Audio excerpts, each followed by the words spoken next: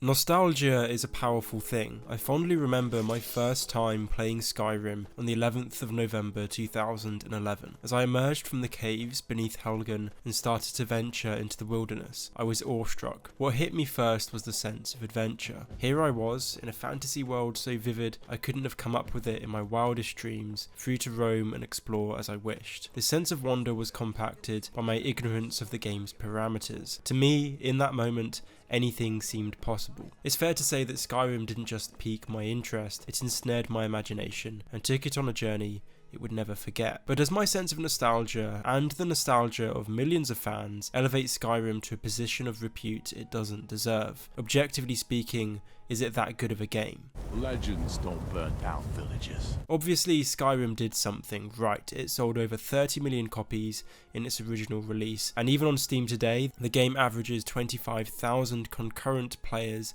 at any one time across both editions. It's probably even higher on PlayStation and Xbox. So what did Skyrim get right in 2011 that still has so many players interested today? And yes, there's more to it than...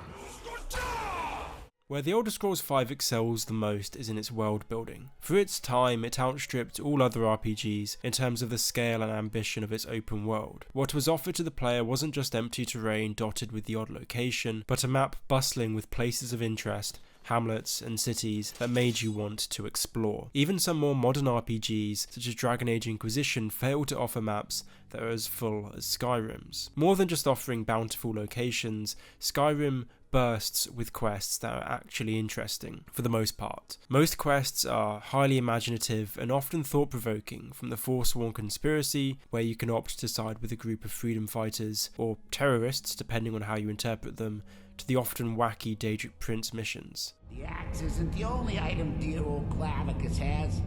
But a map packed with quests isn't all that it takes to have a compelling world. What ties the whole game together is its lore and story. Skyrim's tale might not be the most nuanced, but you can't deny that it's suspenseful and epic. Drawing heavily from Norse mythology, what Skyrim did well was to create a sense of mystery and intrigue that made you want to learn more. From the mystery of the fall of the Dwemer civilization to the causes of the Skyrim Civil War, I think that The Elder Scrolls V is an impeccable example of why the quality of a game's lore does matter. Skyrim's lore isn't overwhelming either. 1,000 years of Tamrielic history isn't shoved down your throat the moment you start the game, rather you're gradually exposed. In the opening sequence, for instance, you're introduced first to the Civil War, and then the main antagonist, the ancient dragon Alduin, who's been thought long dead. Skyrim's lore is thus accessible. It would have been easy for Bethesda to overwhelm the player by introducing too quickly history or terms from previous games. For instance, when I first played Dragon Age Inquisition last summer, the first hurdle I encountered was the jargon and heaps of information that was thrown at me in the first few hours of the game. It can be intimidating to say the least. But simply because it's accessible doesn't mean that Skyrim's lore is oversimplified. Skyrim isn't as dark as, say, The Witcher 3, and nor does it need to be, but it still grapples with some important themes and issues. The Civil War is but one example, as is the wider Cold War between the Thalmor and the Empire. Elder Scrolls lore is often contentious. It is precisely because the game asks for your input and opinion that the game had and has such a gravitational pull. However, playing Skyrim again in 2021, it becomes clear that not only is the game outdated in so many ways, but even for the time it was deficient in certain areas. Skyrim is a decent game, but a sense of nostalgia pushes it into an echelon it doesn't deserve. This is significant not least because when we look to the future, towards Starfield and The Elder Scrolls VI, we can't have unrealistic expectations. I mean this in two ways. The first is in terms of attributing to Skyrim a status that it's impossible to emulate because of nostalgia. Playing Starfield for the first time, there won't be any such emotion to heighten the experience. The second is that if you believe Skyrim is an exceptional game based off nostalgia, you might only desire for Starfield and The Elder Scrolls VI to copy it and its ethos. This would be remiss. Skyrim could have improved in so many areas, even comparing it to other games at the time, whilst the RPG genre as a whole has evolved and innovated over the last decade. The criticism most often levelled at Skyrim is that it isn't a true RPG. Accessible as it is to the casual player,